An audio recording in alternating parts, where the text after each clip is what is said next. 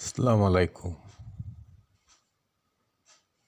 The daily campus এর একটি update. Breaking news, ইএফটিতে বেতন তথ্য যাচাইয়ের কাজ শেষ করতে পারেনি ইএমআইএসএল।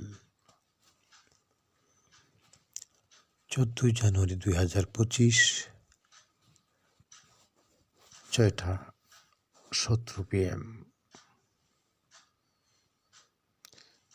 বেসরকারি এমপিভুক্ত শিক্ষকদের ইলেকট্রনিক ফান্ড ট্রান্সফার বা ইএফটিতে দ্বিতীয় ধাপের বেতন চলতি সপ্তাহের মধ্যে দেওয়ার কথা থাকলেও সেটি নিয়ে অনিশ্চয়তা তৈরি হয়েছে। শিক্ষক কর্মচারীদের তথ্য যাচাইয়ের কাজ শেষ করতে না পারায় এই অনিশ্চয়তা তৈরি হয়েছে বলে জানা গেছে।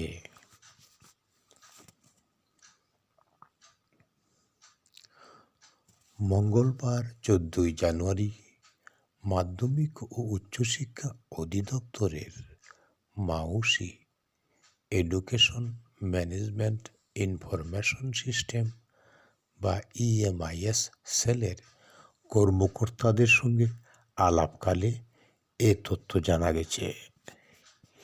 ইএমআইএস সেলের কর্মকর্তারা জানিয়েছেন, নির্বাচন অফিস থেকে শিক্ষকদের ভোটার আইডি কার্ডের তথ্য সংগ্রহ করা হয়েছে।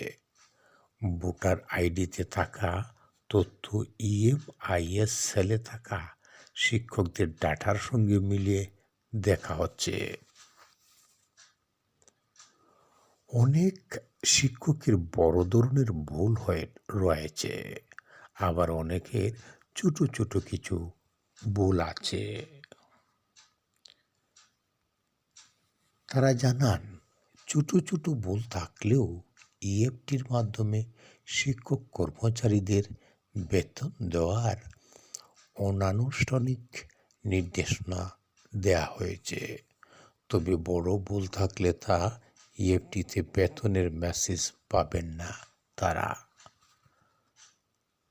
ছোট ভুল থাকা তথ্যগুলো যাচাইয়ের কাজ চলছে।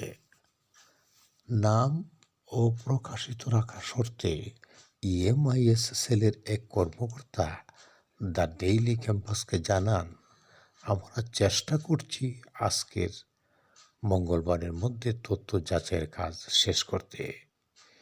এটি শেষ হওয়ার পর কত শিক্ষক দ্বিতীয় ধাপে ইএফটিতে বেতন পাবেন এবং এর জন্য কত টাকা প্রয়োজন সেই তথ্য সরকারের কাছে পাঠানো হবে।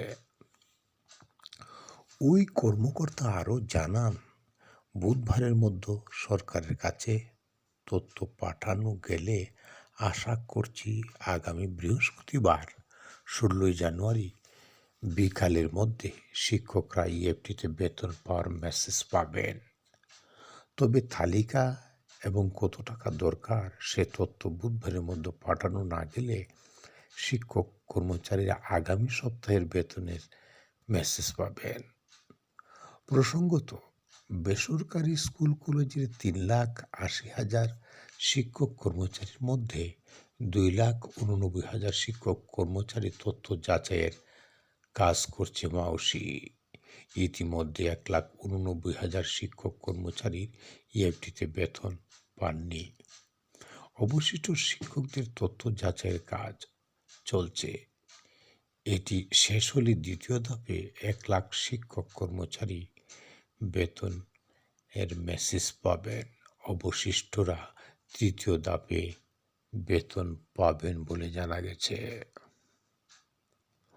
ধন্যবাদ সুপ্রিয় ভিউয়ার্স, আপনারা এরকম ব্রেকিং নিউজ জানার জন্য আমাদের ইউটিউব চ্যানেলটি সাবস্ক্রাইব করে আমাদের পাশে থাকুন। ধন্যবাদ। আসসালামু আলাইকুম।